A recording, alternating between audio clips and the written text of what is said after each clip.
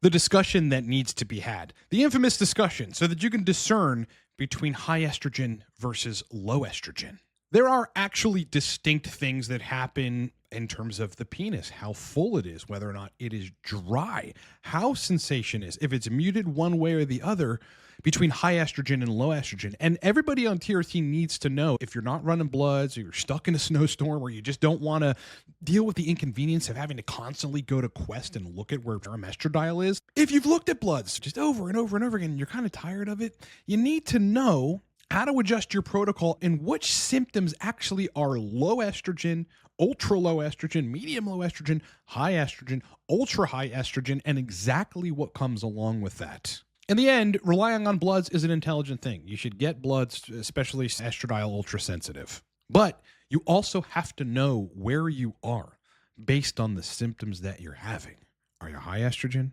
Are you low estrogen? I'm going to break down all of the symptoms in this video to give you a clear look so that you can identify where you are on the spectrum if you're not getting bloods, can't get bloods, or just don't feel like getting bloods. Both the sexual symptoms and the emotional and mental symptoms that come along with both high estrogen and low estrogen on TRT. Let's break it down.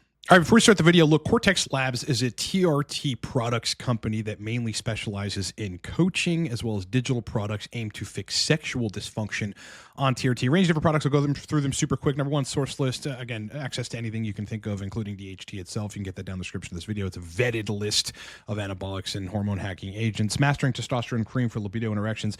This is basically the guideline video course that teaches you how to dial in sexual function on testosterone cream. It's super valuable, and you can download it and watch it instantly at livecortex.com. Mastering Testosterone Cypionate is the same thing, but for cypionate, one of the notoriously harder esters to dial in. Lastly, I'm a coach on TRT where we fix sexual dysfunction issues, erection issues, sensation issues, libido issues, targeted protocols. You can book me for any of the packages. Please go check them out in under a minute at livecortex.com. Now, on the forums, there are threads about this, so you can kind of get an idea, but I'm going to break down it in a much more nuanced fashion. But there is some pretty okay breakdowns on Reddit. So here's one. Noticeable symptoms from high estrogen. Increased abdominal fat. Yeah, that would be via the water retention. Loss of muscle mass. I'm not sure that happens. Estrogen's actually pretty anabolic. Low libido, decreased erectile function. Yes, that is true. Tiredness. Hit or miss for people. Increased fatty tissue around the nipples. Depression, emotional disturbances. Lower urinary tract symptoms associated with BPH. We're going to get to that in just a second because it's usually not related to the prostate. And then noticeable symptoms of low estrogen. So that's all the high stuff. Decent erections, but no ho-hum orgasms. Okay. Joint cracking or soreness, fatigue and depression, blunted emotions, possible weakening of adrenal glands. Yeah, see, this is why it's not a good idea to go on the forums to get information like this because, I mean, how do you weaken the adrenal glands? What, the adrenal cortex tissue is reduced? Anxiety, excessive jealousy, low blood pressure, excessive urination. Okay, those two bottom ones, low BP and excessive urination, are true. But let me break this down for you folks. Look, the bottom line is you want to know where you are on the spectrum at any given time so that you can make adjustments in your protocol if you're not just relying on frequent bloods. It is an absolute pain in the shorts to just be going to discounted labs or your doctor, God forbid, and getting bloods and then going to Quest or LabCorp once a week, twice a week on peak and trough trying to dial in. Sometimes it's a pain in the ass. And though I do suggest it so that you can know where you are on the spectrum, especially with estradiol ultra sensitive and particularly DHT, sometimes it's not warranted. And I want to break down high estrogen, low estrogen, each part of those spectrums and exactly what to expect so that you know where you're at. All right, let's talk about high estrogen first. So we're going to go mid-high to start, and that is the 35 to 45 picograms per milliliter range. Again, the folks that are telling you not to manage estrogen, if you go and follow their advice, you're going to find that even at 35 to 45 for a lot of guys, you're going to have some degree of problem, and it's going to be sexual dysfunction. You don't really get the emotional or the water retentive side effects when you've got estrogen between 35 and 45. But what typically happens here is libido says yes, but the Johnson says no. You ever been there in that state where you're horny, you're interested, you're into it?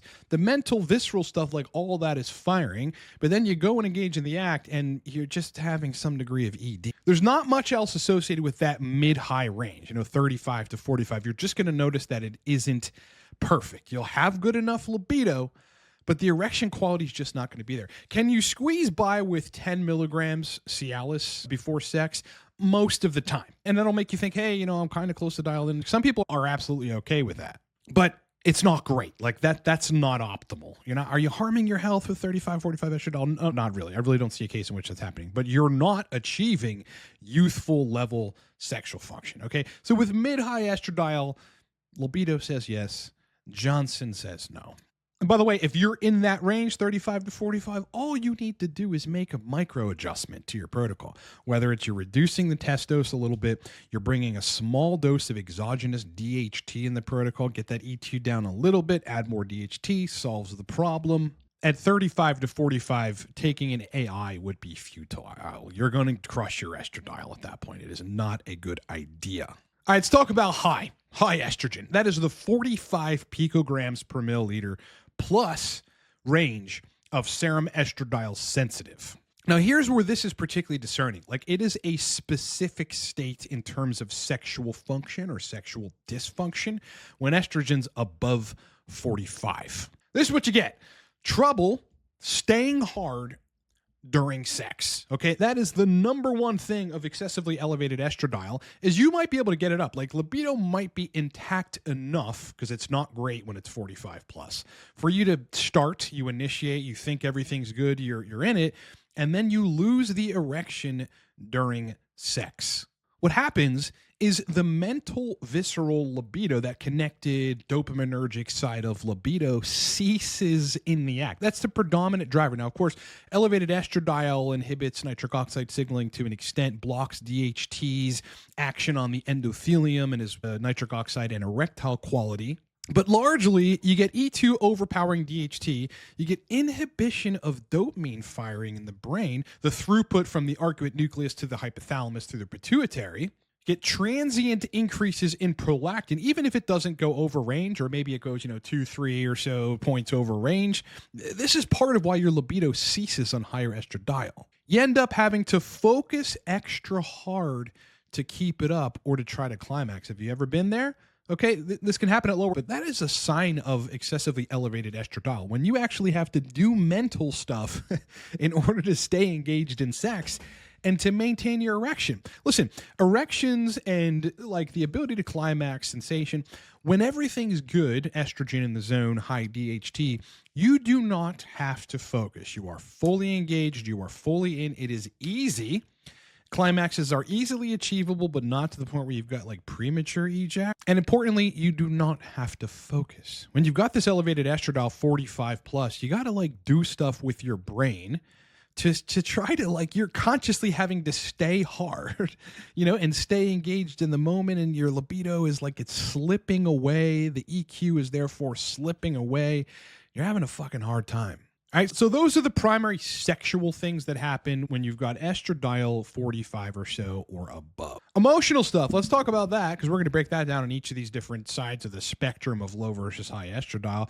As you've heard, you're just a little more emotional, cry to movies and shit like that. I'm a generally in tune guy, so no matter where my estrogen is, if I see something moving that moves me, I'll probably get some degree of emotional over it, but it's excessive when the estrogen is 45 plus. You might be like kind of down in the dumps or woe is me or just sort of hopeless about shit in your life, and you might freak out a little more. A DHT dominant controlled estrogen man is a very centered man. The world could be fucking coming down around him and he's pretty chill about it, because he knows, I got to find a solution to this. There's a way out of this. I'm capable of finding my way out of this, and we got to execute now. If you're not in that state, man, and your blood is 45 or above picograms per milliliter estradiol, yeah, man, you're dealing with high estrogen. You are not in your centered masculine state, and you tend to be more emotionally volatile. Testy. You get testy, man. You get testy with people. If you think about women when, at different points of their cycle when the estrogen's pretty high, yeah, they can become a little bit testy. You start acting like a woman when you are dominated by estradiol. I mean, this is common sense. As a man, this is potentially one of the most detrimental parts of high estradiol for men. you become almost in your disputes with women, like with your girlfriend or with your wife. You're more likely to think and worry her messing around on you or texting other dudes and cheating on you and shit. And look, if any of that stuff is fucking happening, you have to find a new girlfriend or wife, obviously. But you might think it's happening or suspect it's happening or find something that's totally innocuous and have suspicion around it when estradiol is high.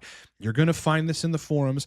I find this in coaching. One of the most interesting aspects of men with elevated estradiol is that their interrelational dynamics make them behave similar to women in these contexts. You're more likely, therefore, to be the controlling, micromanagey type. And I don't mean like good quality, high standard man that wants his woman to exercise and have high standards as well. Like, you should always fucking do that. But I mean, again, fear of loss, fear that she's going to find someone else.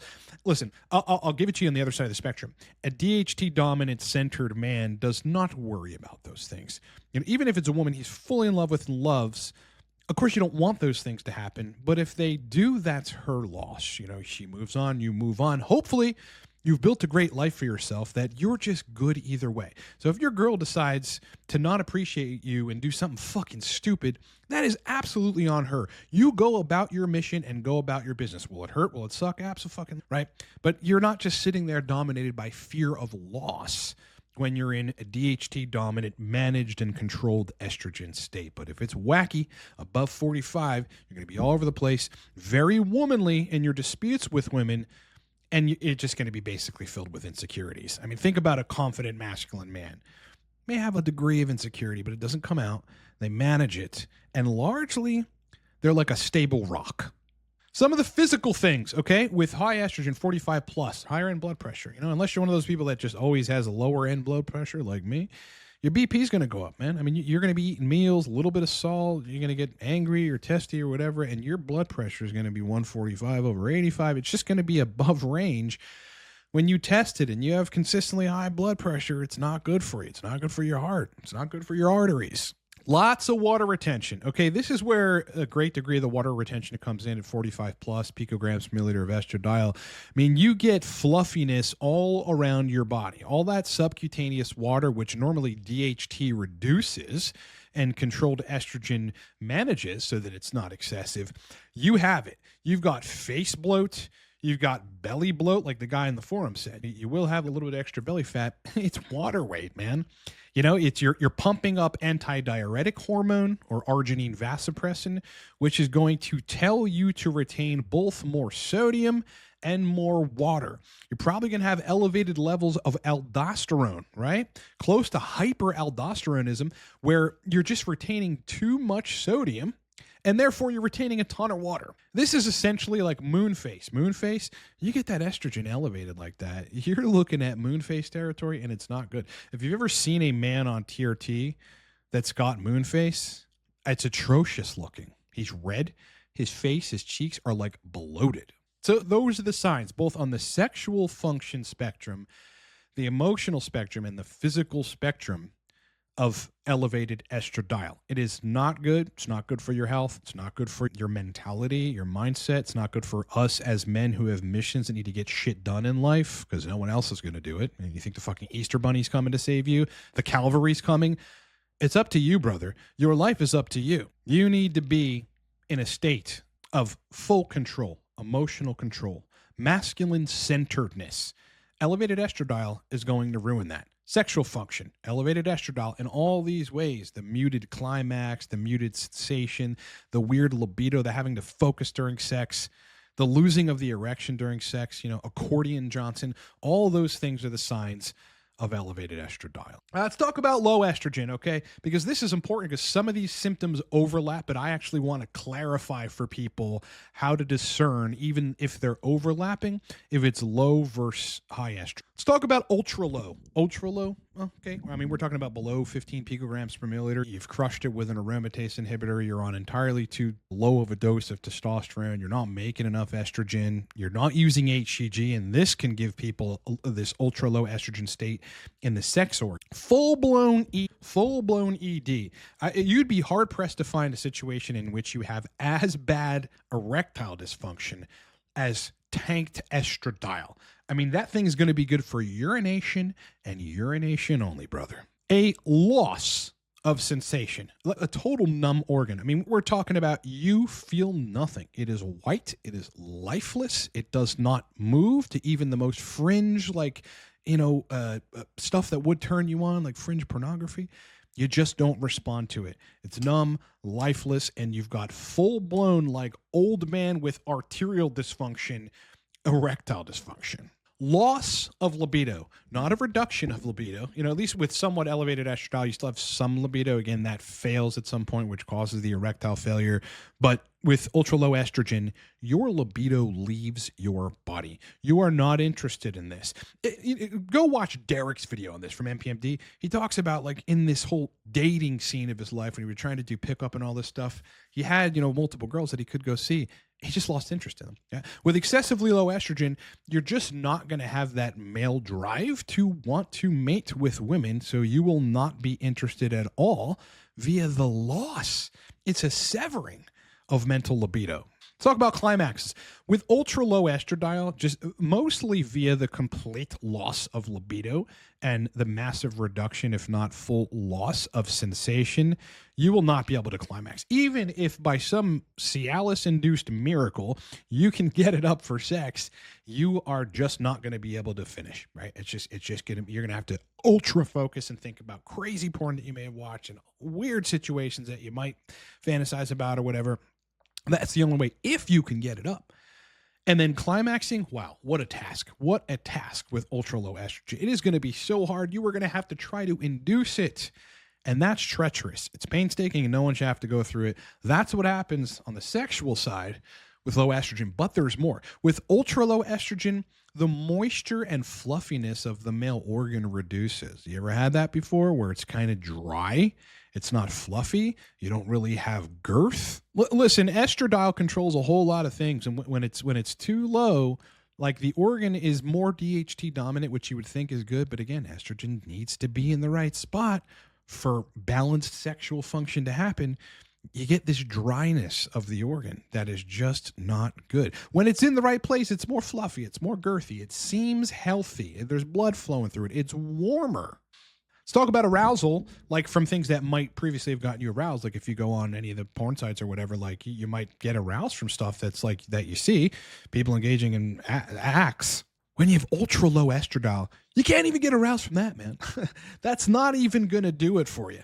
Nothing does it for you, dude. The arousal mechanisms are just shut down. Let's talk about the emotional side of ultra low estradiol. Listen, when estrogen is entirely too low, you get this really weird melancholy state where things in your life might be fine. They might even be great, but you think everything's hopeless. Your life just sucks to you. All the stuff that you otherwise could find joy in, you basically have anhedonia.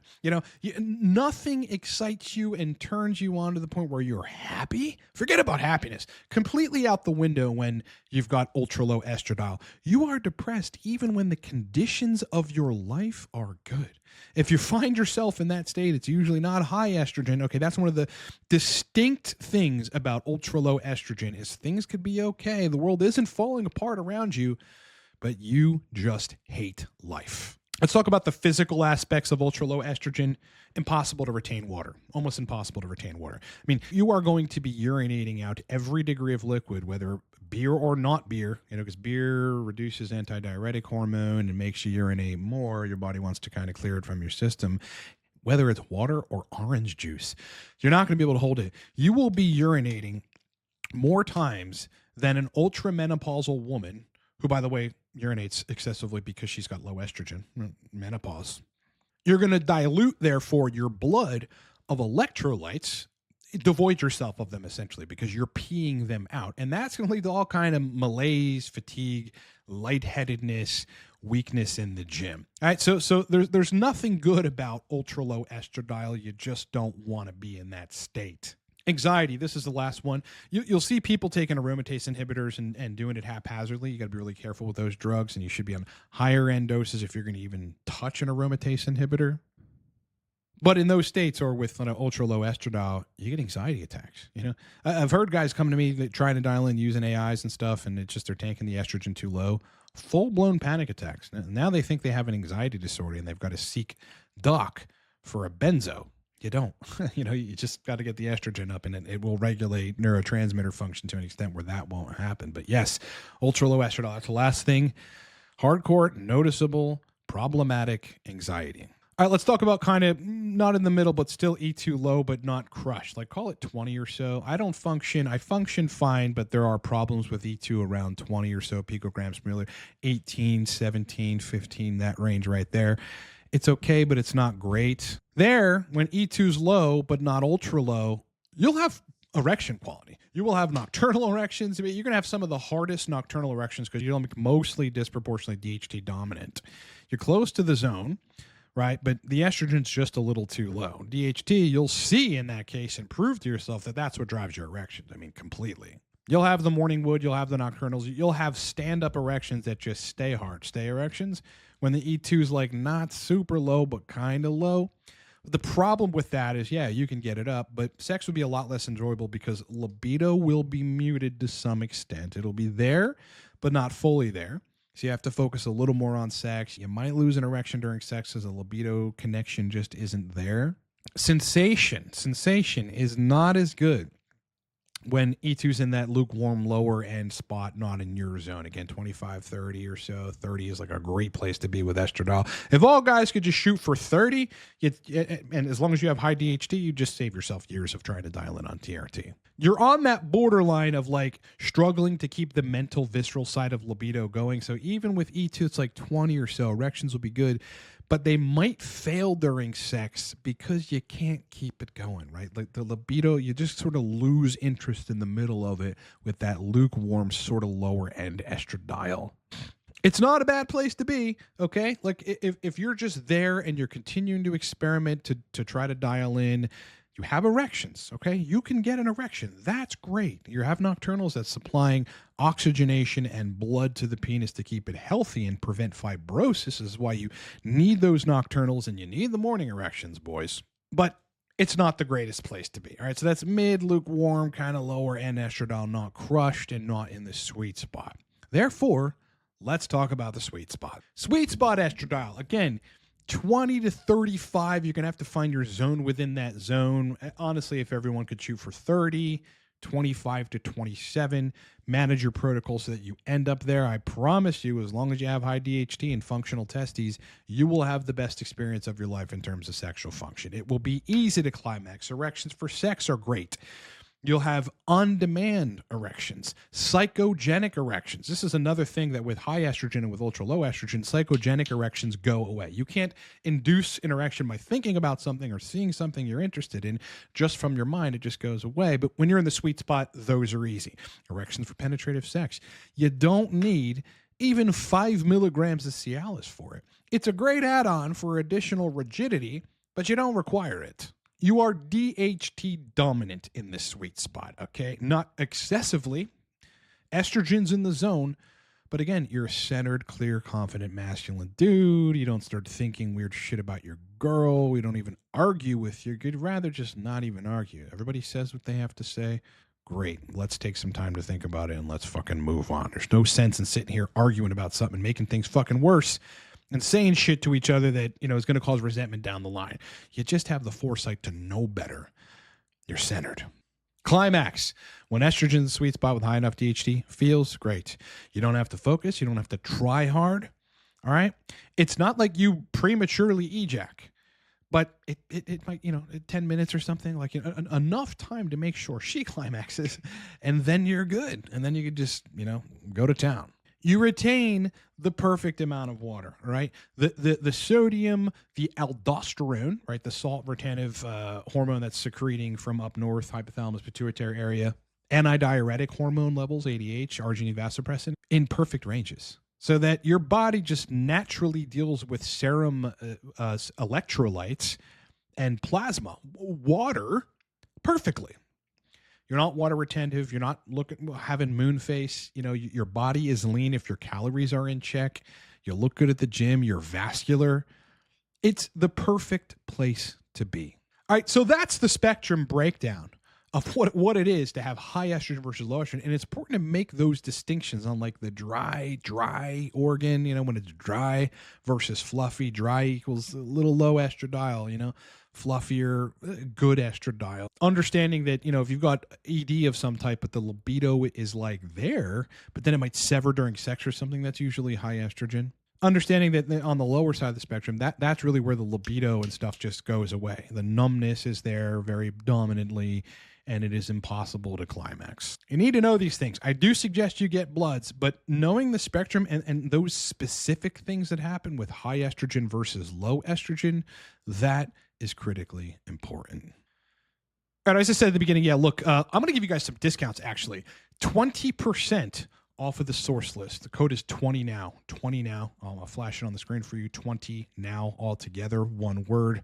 Gives you a 20% discount on the source list. Mastering Testosterone Cream for Libido and Erections. The official rule book video course showing you the protocols that work, dispelling the BS myths that don't work, dialing in sexual function on testosterone cream. It is a video course you can download it instantly and start watching it and executing the protocols, livecortex.com. 20% off. Okay, code for that is 20 now.